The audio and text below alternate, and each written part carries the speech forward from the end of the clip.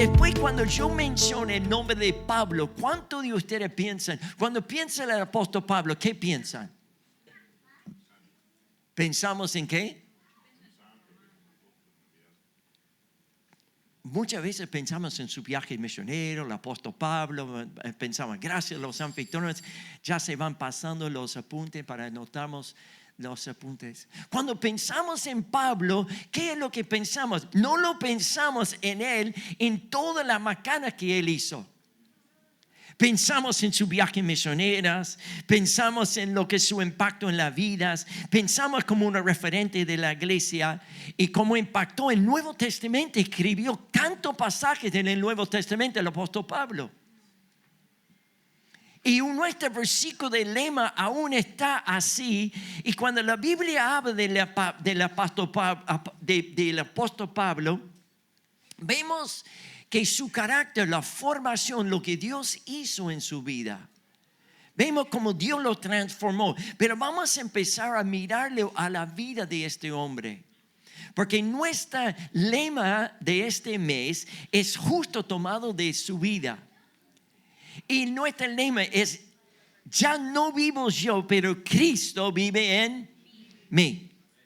Ya no vivo yo, vamos a mirar los apuntes. Ya no vivo yo, más Cristo vive en mí. ¿Cuántos de ustedes memorizaron Gálatas 2:20? ¿La tenéis memorizado? ¿Qué dice? He sido...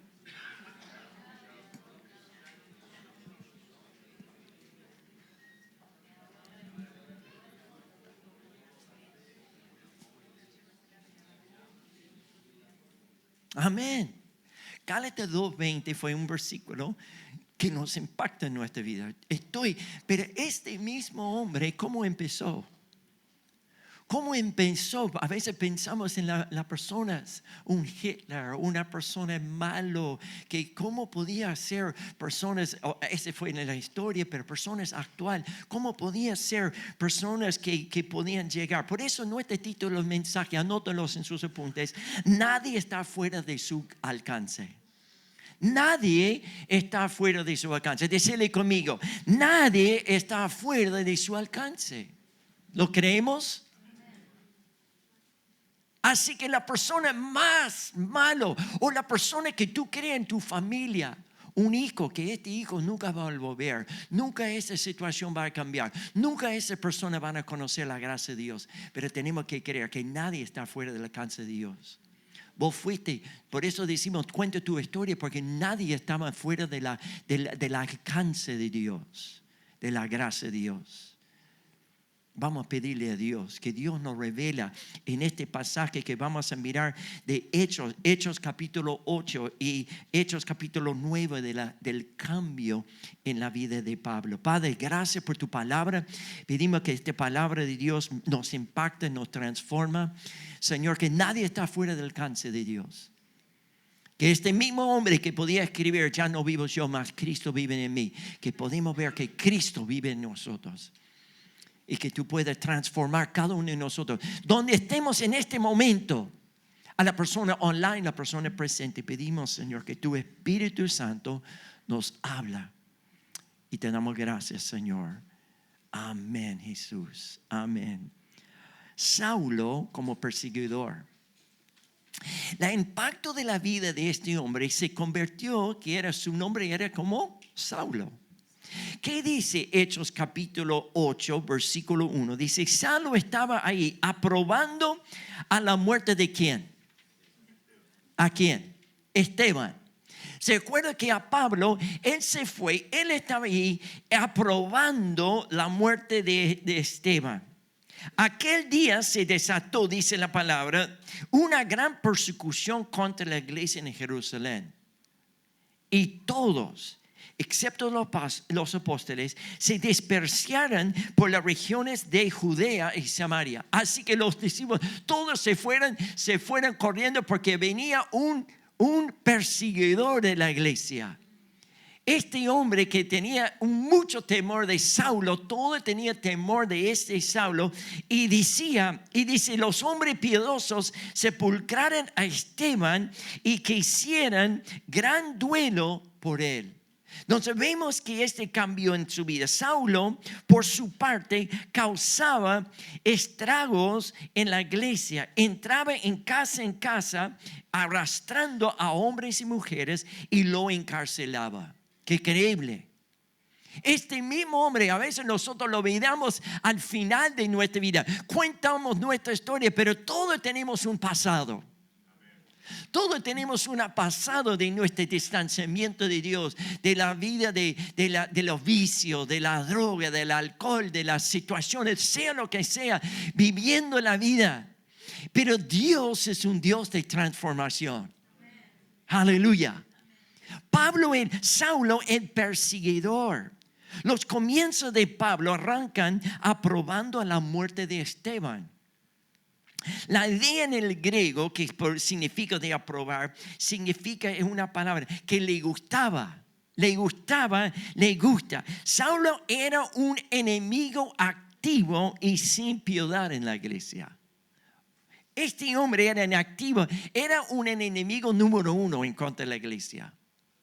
Él estaba persiguiendo la iglesia. Estaban buscando los creyentes. Lucas lo utiliza un adjetivo de ese gran o megas para distinguir el nivel de hostilidad que en definición de antes de Pedro y Juan. Él decía ese era gran perseguidor de la iglesia. La descripción de Lucas en la persecución, estragos, la palabra estragos, cuando dice buscaba, esta palabra surge de la imagen de una bestia salvaje que atacan y destrozan a pedazos sus indefensivas. Esa es la palabra. Así que no era algo simple. Pablo era una persona que perseguía como un animal buscando a devorar a alguien. Este mismo hombre causaba mucho temor en la gente. Indefensivo, persona indefensa. Estaban en casa. Donde hacían la iglesia no tenía templos. Donde hacían reuniones en casas. Entonces fuera en la casa, hay cristianos acá en este lugar y lo buscaba. Y esta asociación lo vemos que él forzaba. Forzaba el escapar de sus hogares para llevar a cabo la misión, la tarea. Entonces fueron de casa en casa buscando los creyentes. Y sabe, en el mundo hoy en día hay personas cristianas que están sufriendo por la causa de Cristo. Muchísimas personas. No sabemos, a veces hay una estadística que dice más de 600,000 personas mártires por año por la causa de Cristo. Si ustedes se acuerdan de la noticia, vemos en Nigeria, mataron la cantidad de cristianos y distintas partes del mundo. A veces lo levantamos, bueno, olvidamos eso. No, pero entender que personas están siendo perseguidas por la causa de Cristo. A veces nosotros tenemos libertad en Argentina y gracias a Dios por eso. Pero no olvide que no todos tienen la misma libertad. Tenemos la misma.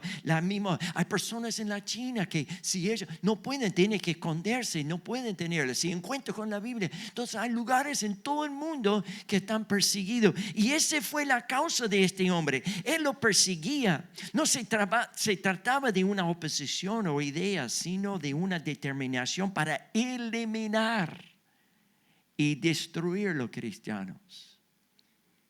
¿Qué pasaría si vendría persecución a nuestras vidas? ¿Cómo haríamos? ¿Cuántos se arrugan?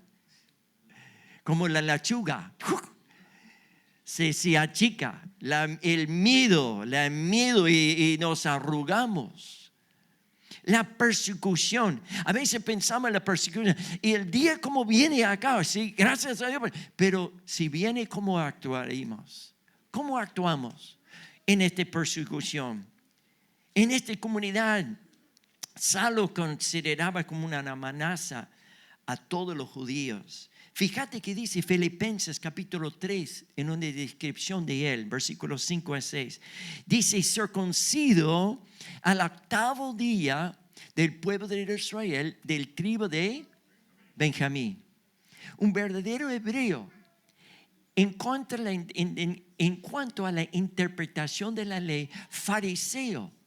Así que tenía todos los rangos, tenía rango de todo, las chapas tenía chapas.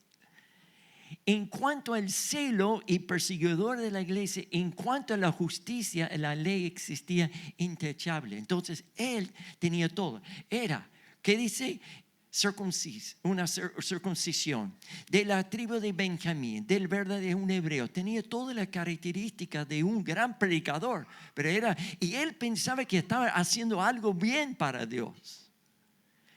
¿Cuál es el enfoque de este hombre? A veces por nuestros credenciales, por las credenciales de Pablo y su trasfondo, para los judíos era fariseo, celoso de Dios.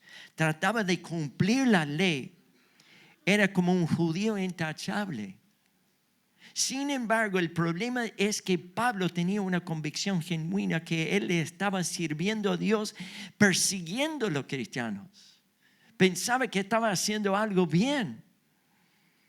Si nosotros podemos ver de lo que sucediera, que era como una defensor de la ley, una defensor de la ley, cristianos que no iban de acuerdo en la práctica farisea. Entonces, si no hacía lo que el fariseo decía, él venía en contra. ¿Ustedes hubieran creído de alguien así podía cambiar? Ni loco. Ni loca. ¿Quién es una persona moderna que podemos decir un perseguidor de la iglesia? ¿Tenemos algunos pensamientos de algunas personas perseguidores de los cristianos? ¿Se acuerdan los coliseos? Los romanos tenían los coliseos. ¿Qué hacían con los? Buscaban los cristianos, le ponían los animales en el medio y los mataban los cristianos en los coliseos. ¿O no era así? Soltaran los gladiadores, saltaran los animales, los bestias y los mataban los cristianos. Hasta que lo quemaban los mismos cuerpos y usaban del cuerpo. Era horrible toda la persecución. Pero en ese momento le hizo a la iglesia crecer. Y cuando lo más que la persecución que viene a la iglesia, y esa persecución vino a este hombre. Este hombre estaba persiguiendo a la iglesia, perseguidor de la iglesia. Vemos en personas en el mundo musulmán que están persiguiendo a los cristianos, quieren eliminar a los cristianos, no quieren que no entren en su país. Entonces existe eso, porque mucho de esto tiene que ver con esa parte, pensando que están haciendo en contra. Pero fíjate que dice Hechos capítulo 9. Si tenés tu Biblia, abre tu Biblia. Hechos capítulo 9. ¿Qué dice versículos 1 a 5? Dice, así que ahora tenemos que él estaba probando la muerte de Esteban, lo mataba, tenía todas las credenciales, ahí está yendo todo eso. ¿Qué dice? Mientras tanto, Saulo respiraba aún amenazas de la muerte contra los discípulos de Jesús, del Señor, y presentó su sacerdote en la carta de extracción.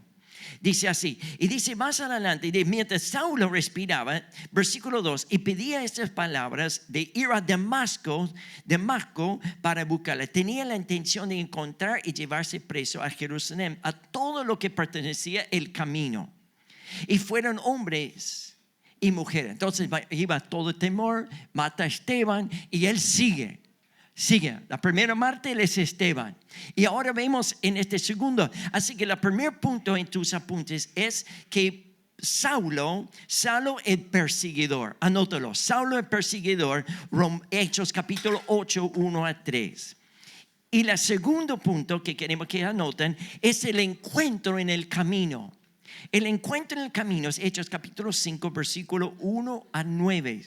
En este capítulo vemos la obsesión de Saulo que no se apaga, expande, mata a Esteban y ahora se va buscando en casa a casa a los creyentes. Lucas lo describe el estado psicológico de Saulo como alguien por su vida misma estaba lleno de odio que tenía que hacia los discípulos de Jesús. Dice, respiraba amenazas de muerte. Como un animal, como salían respirando como. ¿Y qué pasa en este? Y es interesante porque cuando él recibió las cartas de los oficiales del templo, Damasco no era cerca, era 240 kilómetros. Un viaje en aquellos días, 5 a 6 días. Así que no era decir, bueno, voy a matar solamente los cercanos. No, yo voy a Damasco, yo voy a todo lugar. Así que su ira era terrible. El perseguidor, y ahora este encuentro que él dio. Entonces, él está 5 o 6 días yendo a buscarla. Iba con una sola misión encontrar cualquiera que pertenecía al camino. Ese era el camino, ¿eran quién? Los cristianos. Los cristianos. Y traía encadenado a Jerusalén. Y él describía ese lugar, era la iglesia primitiva. Versículo 3 dice: en el viaje sucedió que acercarse a Damasco una luz del cielo como relámpagos de repente a su alrededor, y dice, se cayó ¿a quién? Al suelo.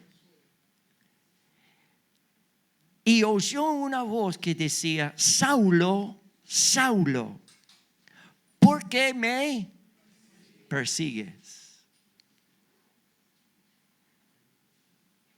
Y él respondió: ¿quién eres, Señor? Preguntó: yo soy Jesús. Es increíble de entender estos pasajes. A veces lo pasamos por alto temas, porque ¿a quién tú persigues? Así que él pensaba que estaba persiguiendo a los cristianos, pero estaba persiguiendo ¿a quién? A Jesús. ¿Quiénes somos? Nosotros somos los representantes de él. Así que la persecución de contra el cuerpo es en contra de Jesús, porque aún Saulo creía que estaba limpiando la fe judía, y de repente salió y se encontró con Jesús. Jesús no dijo: porque persigues a mi gente. Dice: porque me persigues a mí. ¿Se acuerda cuando Pablo, cuando Mateo escribe esta palabra? Dice: cuando lo han hecho a los menos, lo ha hecho a mí. Entonces Pablo está haciendo a Jesús, y cada golpe contra el cristiano era un golpe contra Cristo mismo. Saulo pregunta: ¿quién eres, Señor? Esa palabra te va a transformar, porque esa palabra, cuando esta frase, esta pregunta, ¿quién eres, Señor? Aunque estaba confundido, inconsciente, estaba delante de una autoridad, la respuesta contundente era: yo soy Jesús que tú persigues. Ese tiene que ser nuestro primer encuentro. Antes que nosotros hagamos cualquier cosa, tenemos que preguntar a nosotros mientras: ¿quién eres, Señor? Este encuentro con Cristo Dios quiere tener con cada uno de nosotros. Que no conocemos a Jesús de una religión, de un libro, de una iglesia. No, Él quiere tener un encuentro personal con cada uno de nosotros. Y Él interesa tanto a tu vida, que interesa tener este encuentro con Jesús, que este hombre que era lo más malo de los malos, Saulo, Dios se interesaba en cambiar su vida. Fíjate que dice, usa la palabra, dice, el usar la palabra humano, terrenal, Jesús le confirma que a Saulo, que aquel quien que considerar una persona que quería matar y maldecir, vivir glorioso, dice, estaba en realidad vivo y glorificado. Él pensaba que Cristo estaba muerto. Y esta declaración que vemos aquí en este pasaje, consideraba que Jesús era impostor de muerte, que Él estaba muerto. Entonces, porque por eso Él era judío y quería perseguir todos los cristianos en contra de eso. Y Jesús lo cambió, dice: tú eres la muerte y maldito. Estaba en realidad que Él decía que yo soy vivo, no estoy muerto. Este declara más a nosotros de la prueba de la resurrección de Jesús. Porque apareció a Él: yo soy vivo, yo vivo, yo soy glorificado en el cielo. Esa glorificación que lo vemos en Cristo Jesús, ahí aparece en la vida de Saulo. Saulo el perseguidor, el encuentro con Cristo. ¿Cuál es el segundo enfoque? Versículo 9, capítulo 9, versículos 6 a 9, ¿qué dice? Esta palabra, el punto es la rendición frente a la gracia. Que la gracia de Dios. ¿Qué es lo que nos transforma? Es la gracia de Dios. ¿Qué dice así? 16 dice, levántate y entra en la ciudad. Y de ahí dijo que tenía que hacer. Lo dijo que lo que tenía que hacer. Los hombres que viajaban con Saulo se detuvieran atónitas porque oía la voz. Entonces la gente tenía cuique. Bueno, tenían miedo. ¿Quién es él? Mira, está Saulo. Entonces corría la palabra, este gran perseguidor de la iglesia, Saulo, y todo lo que oía. Pero no venía a nadie. Saulo se levanta en el suelo, pero cuando abrió a sus ojos no podía ver. Versículo 8. Así que lo tomaran de la mano y lo llevaran ¿a dónde? A Damasco. Él estaba en camino para matar a los cristianos, para sacarle, encarcelar y llevarle a Jerusalén. Y en el camino lo llevaron. Y estuvieron ciegos por ¿cuántos días? 3 días. ¿Cuántos días que Jesús estaba muerto, no? 3 días.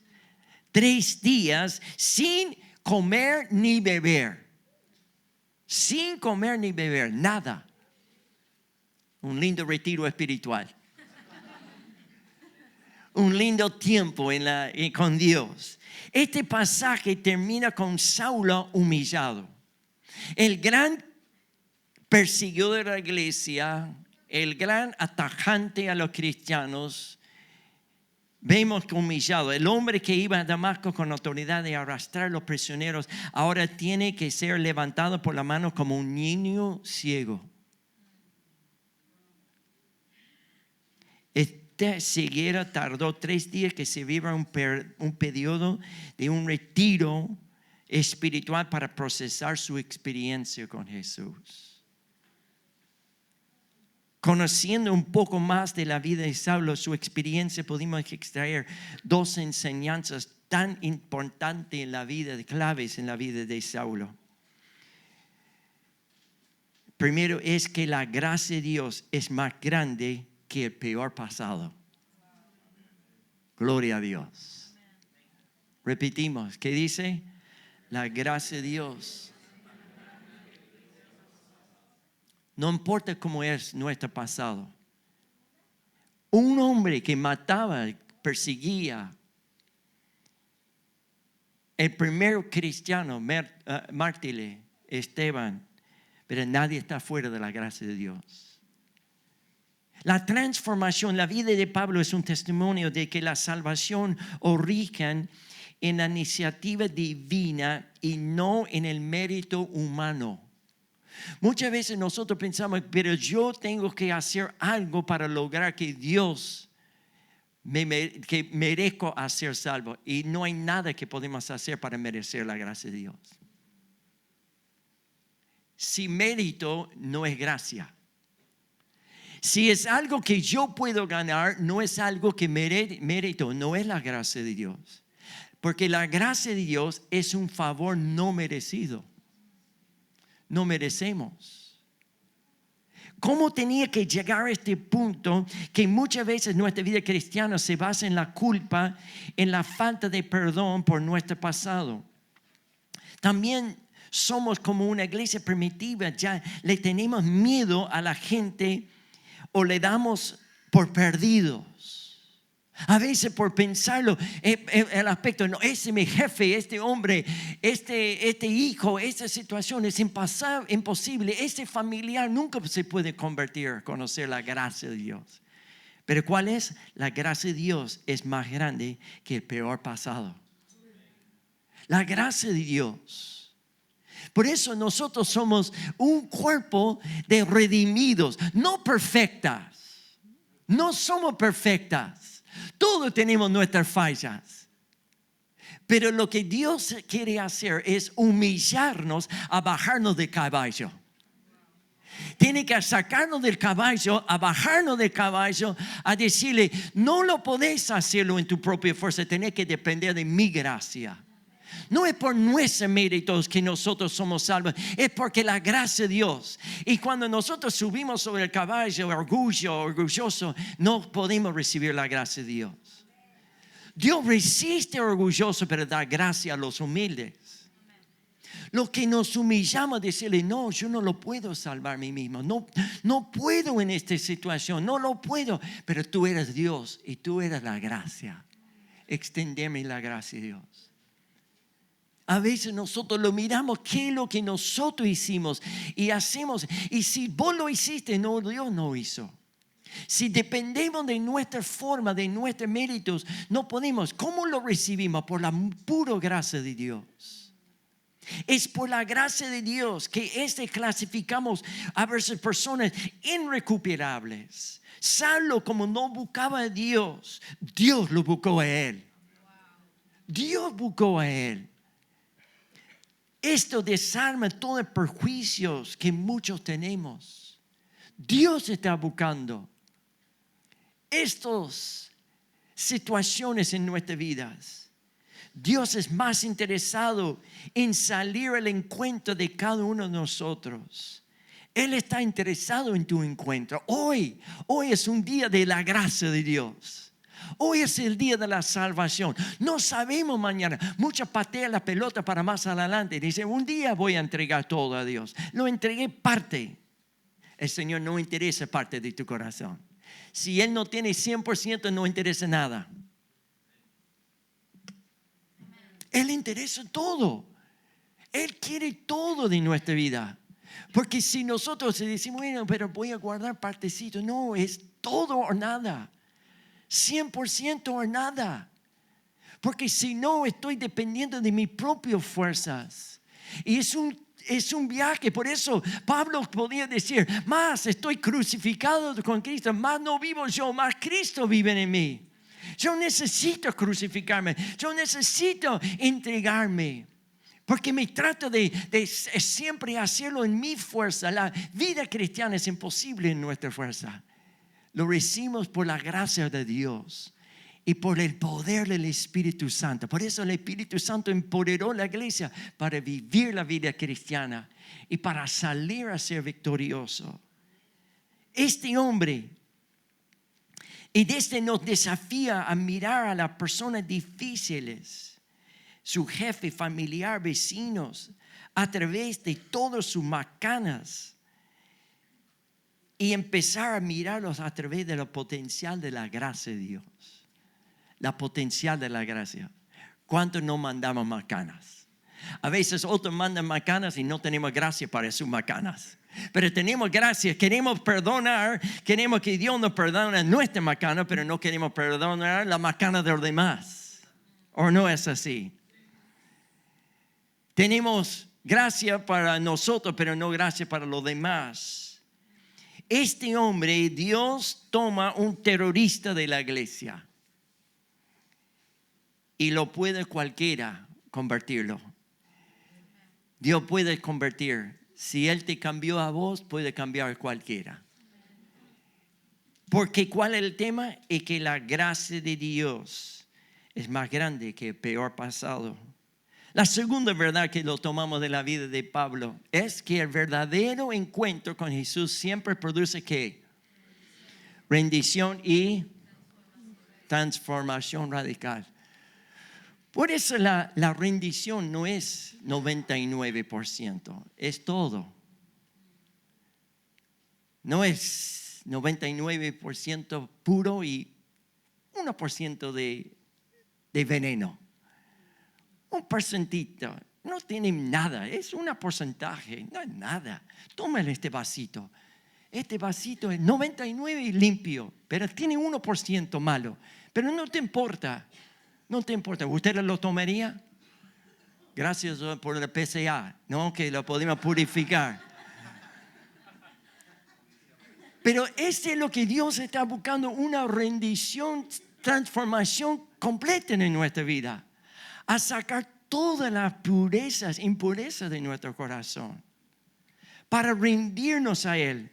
El encuentro con Cristo no es una simple mejora de nuestra conducta, sino que es una reorientación completa que la vida afecta nuestro pensamiento, nuestra voluntad, nuestros deseos, nuestras emociones. Y es algo integral, es todo. Por la pieza es toda. Esa es la palabra. Integridad es completo. Y por eso Dios quiere una rendición completa de nosotros. Dios tuvo que cambiar, bajarlo a Pablo del caballo, y tiene que bajarnos nosotros al caballo, a decirle que la gracia de Dios es mejor que todas, es más suficiente, es más grande que los peores.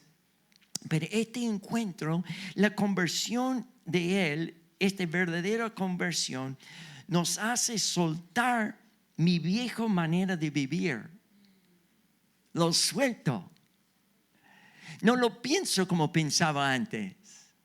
No hago lo que hacía antes. No sigo haciendo las cosas del pasado. Ahora soy una nueva criatura en Cristo. No quiero volver a la basura. No quiero volverlo, porque tiene que ver con vemos que Jesús no destruye la pasión ni el carácter de Saulo, sino que redireccionó. Lo puso una nueva redirección en su vida. Lo guió nuevo. Le dio una nueva manera. El mismo fervor que tenía Pablo, que usaba para destruir la iglesia, ahora lo utiliza para edificar y para llevar el evangelio a los gentiles. Personas que se convierten. Todo lo que hacían en malo, ahora se convierte en lo bueno. Así que las peores personas, las peores situaciones en nuestra vida se van a convertir para la gloria de Dios.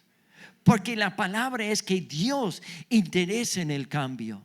Dios interesa en la transformación de cada uno. Su talento, su conocimiento de la Escritura fueron puestos al servicio de la nueva causa. Él sabía de la palabra. Es increíble, a veces personas pues están viviendo lejos de Dios, alcohólicos, pero tienen la palabra, ya conocían la palabra, pero no están viviendo porque no hay una rendición a Dios. Conoce la palabra. Y Pablo conocía la palabra. Y esa transformación, la conversión de Pablo, sacó la venda de sus ojos. Y sacó de la ceguera de su vida. Y lo vamos a seguir tocándola toda su vida en este mes. Cuando tenemos un encuentro con Jesús, todo el pasado, sus experiencias, son ahora puestos al servicio del reino de Dios. Todo lo que hacíamos antes, ahora lo hacemos con todo fervor a Dios. Antes éramos gran pecadores. Si vas a pecar, pecar bien. Si vas a hacerlo, vivirlo bien. Mal. Porque esa misma fuerza de entender que es la gracia de Dios. Y ahora hacerlo bien para Dios. Aleluya. Que la gracia de Dios supera todos nuestros pasados. Supera lo que éramos. Robamos, fanamos, hacíamos macanas, desastres. Ahora hacemos por lo bien para la gloria de Dios. Lo que robaba no roba más. Lo que hacía más, lo que vivía, destruía, ahora vive para el reino de Dios.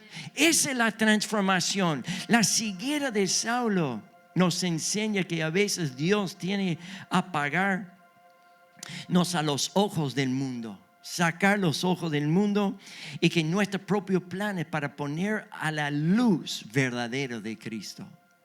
Dios quiere darnos la ceguera de Pablo. Nos enseña, familia, en este mañana, en este mensaje, cuántas personas pensamos que no, esa persona, este hijo rebelde, este pariente, esta persona, este perseguidor, esta persona que están persiguiendo a la iglesia, a esa persona en mi familia que está distante de Dios, nos muestra que la historia de Saulo no quedó registrado en la Biblia para que admiremos a Pablo, sino para que admiremos a Dios de Pablo. No es la admiración a él. No es que la historia la miramos a nosotros. Mira qué hizo yo, mira lo que hizo yo. No hicimos nada. Es lo que Dios hizo. Es lo que Dios hizo a través de nuestra vida. Así que la gloria no es para nosotros, la gloria es para Él. Todo lo que hacemos es para la gloria de Él. Es el Dios que era más fuerte de Pablo. El perseguidor, Saulo el perseguidor, el encuentro. ¿Y cuál es el número 3? Es fijamos, de la vida de Saulo. De Saulo era la rendición frente a la iglesia. Su rendición cuando rendimos a Él. Tomamos este desafío en esta mañana. Que la historia de este hombre que no queda registrado, que quedó ahí para hacernos recordar que nadie está fuera de su alcance. Y que si la gracia de Dios puede detener el enemigo número 1 de la iglesia en el camino de Damasco, transformarlo en el mayor apóstol de la historia, redireccionando su vida por completo, entonces hay esperanza para cada uno. Hay esperanza para mí. Hay esperanza para vos. Dios lo buscó. Él no estaba persiguiendo a Jesús. Lo que te maldice y te hacen la vida difícil no te están haciendo a vos, te están haciendo lo que tú valores de Cristo. Es lo que representamos. Representamos la cruz, representamos a Cristo que vive en nosotros. Nos quedan dos temas prácticas para nuestro mensaje para esta semana. Primero, dejar de dar a la gente por perdida. ¿Qué es? ¿Qué dice?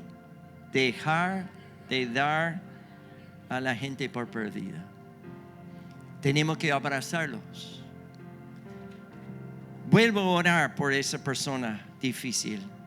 No miramos su dureza, mirar su potencial de la gracia de Dios. A decirle, Señor, ¿cómo puedo orar por este jefe o esta situación? Yo no quiero orar, yo lo quiero maldecir. Yo quiero maldecir a esta persona, pero Dios dice bendecirlo. No, que ellos se van a convertir a la gracia de Dios. Porque Dios, su gracia es abundante. Es más grande del pasado tuyo, es más grande de mi pasado y del futuro. Y no es para jactarnos, es para que vivimos mejor, más redireccionado. Segundo, revisar nuestra ¿qué? Propia rendición. A veces somos buena inspectora de fruto de otro. Inspectamos bien la fruta de otro, de su fruto del espíritu. Lo inspeccionamos. Este tiene problemas. El inspector, ¿no? El inspector que va, inspectamos lo demás. Mira, este tiene inspeccionamos bien lo demás, pero ¿y a mí? ¿Cómo está yo? ¿Ya te entregaste el control a Jesús? ¿O sigues manejando tu vida con tus propios planes? ¿Seguimos haciendo lo suyo o estamos rendidos a Él? Pablo tuvo que bajar el caballo, Dios tuvo que transformarlo y redireccionarlo, y hizo una tremenda vida en el apóstol Pablo que vamos a estudiar todo este mes. Y podemos decirle, ya no vivo yo, más Cristo vive en mí. No es por la gloria nuestra, es por la gracia de Dios. Por eso yo puedo seguir extendiendo la gracia de Dios a otros. Por eso puedo contar mi historia. Cuenta mi historia, porque tu historia tiene validez. La influencia, aprender a influenciar a los demás es influenciarle para Cristo, hacer sal y luz en el mundo. Que nuestro impacto sea mayor para la gloria de Dios. Dios quiere utilizarnos esa vida, amén. Quiere usar nuestra vida para su gloria.